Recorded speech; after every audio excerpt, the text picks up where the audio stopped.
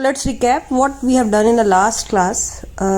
So we have discussed general what is thermodynamics, the branch of chemistry that deals with the study of heat or energy, or we can say interconversions in a chemical reaction. Thermodynamics is composed of two words, thermo, which means heat or an energy, and dynamics refer here to the motion, or we can say change. It is essential to aware from the terms used in thermodynamics before we start the thermodynamics actually. So these terms are system, surroundings and boundary. So the part of universe which is under observation is called a system, while the remaining part that interact with the system is called surrounding. Now the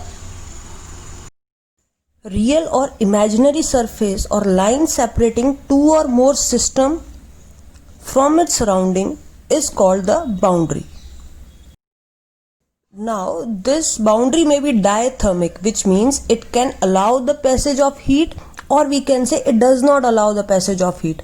So it depends upon system to system what type of boundary is present there.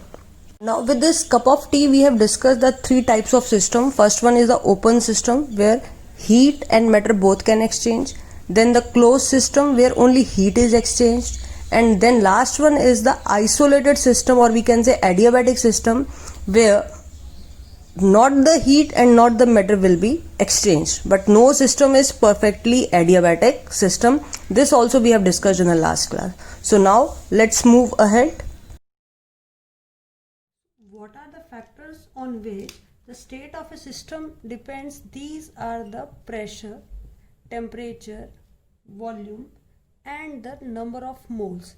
So we can say these are the parameters which explain the state of a system, and these variables are fixed for a particular state of a system. Now for example, when we say that water is at solid state, that water is in solid state, meaning the temperature of that will be a 0 degree Celsius. So whenever we change the temperature, there is change in the state of a system. So the first point in this topic is the state function. Now what do you mean by a state function? So these are the properties of system which depends on state, that is initial or the final. So again I am repeating, these are the properties of system which depends upon the state. Now what do you mean by the state here? The initial and the final state of the system. So for example, pressure, temperature, volume, then Gibbs free energy, then entropy and enthalpies. These all terms are the state function, that is which depends upon the initial or the final state of a system and not on the path followed. Now for example, the next type is the next point is the path function. Now what do you mean by the path function? The properties of system which depends upon the path through which system is achieved. Now for example, these two values, that is heat, which is represented by small letter q, and the work, that is W. Now these two are those factors which depends upon the path through which system is achieved. So these two values are known as an path function. Now actually what we are discussing here, for example, the system is at point A and it reaches at point B. Now there can be different way. For example, it is just reaching like this, moving this and this side, and one point is just this one. Just like जैसे आपने class 9th में distance and displacement करते थे, the path travelled comes under the distance and the shortest distance between the initial and the final state is known as a displacement. So here this displacement which is described by the factors, these are known as a state function because they only depend upon initial and the final state. They does not depend upon whatever the path is followed. But there are few factors which depends upon the path followed. they are known as an path function. For example, Q and W. One more important point, all the state function, they always represented with a capital letter. Pressure, temperature, volume, enthalpy, internal energy, Gibbs free energy, entropy. So all these are the capital letter. So these are the state function, and which depends upon the path followed are known as an path function. Now the next term is the extensive properties and the intensive property. Maximum student always confused how to learn these properties. So extensive property of the system which depends upon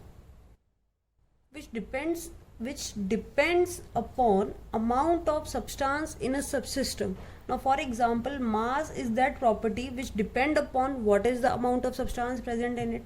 Then the volume is the property. So these are the extensive properties which depends upon the amount of mass present in it. Now if we discuss what do you mean by the intensive property, the property of system which does not, only one word is different, which does not depend upon amount of substance present in a system. Now for example, if we discuss what is the boiling point, what is the boiling point of a water, so whether it is a 1 ml or it will be 100 ml, the boiling point will remain same. So meaning it does not depend upon the amount of substance in a system. So we can say these are the properties just like pressure, temperature, then we can say melting point, boiling point, vapor pressure, density, refractive index. So there are a number of properties which does not depend upon amount of substance in a system, that is known as an intensive property. When a system is under observation, then it undergoes number of process. Now what are these process? We will discuss one by one. Now the first kind of a process it can undergo is the isothermal process. Now iso word meaning same and thermal meaning temperatures remain constant, that is change in temperature will be 0, delta T. Now what do you mean by delta T? That is T2 minus T1.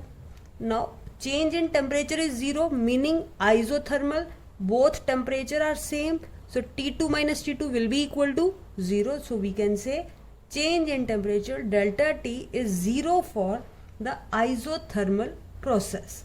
Now next type of process is here. Now for example, when there is a process is occurring and we have to maintain the temperature, but somehow the temperature is increasing in the system. So to maintain that system, this heat will be lost into the atmosphere. So we can say energy is released in the reaction. So this type of reaction where heat is released is known as exothermic process. In the similar way, for example, if we can say it is an isothermal process, then the change in temperature will remain 0. That is, we have to maintain the temperature of the process to be constant, and here it required heat, meaning the heat is absorbed by the system, then that process is known as an endothermic process. So it is a part of an isothermal process. Isothermal meaning the temperature will remain constant, but in order to maintain that temperature constant, the process can be takes place in two different way. That is, it can be an exothermic process or it can be an endothermic process. Exothermic, when heat is released from the system. Endothermic process, when heat is absorbed by the system. Now the next type of process here will be the isobaric process. Isobar. Now bar always related to the pressure. So meaning here delta P will remain 0, that is pressure will remain same. So delta P will be 0. Now if the process is at a constant volume, that is known as an isochoric process. Isochoric choric process. Iso means same and choric means volume, that is delta V is equal to 0. So these are the different terms we can say which are related to processes. Then one more process is there, that is the adiabatic process. Adiabatic, in the last video we have discussed one of the system where there is no exchange of heat there. So we can say in this case change in the charge, that is there is no heat change, Q will be equal to 0 for the adiabatic process. Now if we discuss the cyclic process, now cyclic word meaning which is occurring in a fashion where is a loop is formed. For example, this whole process is a cyclic process. So initial and the final stage will remain the same. So in this case state function is 0 but path function is not 0 because it has following some path.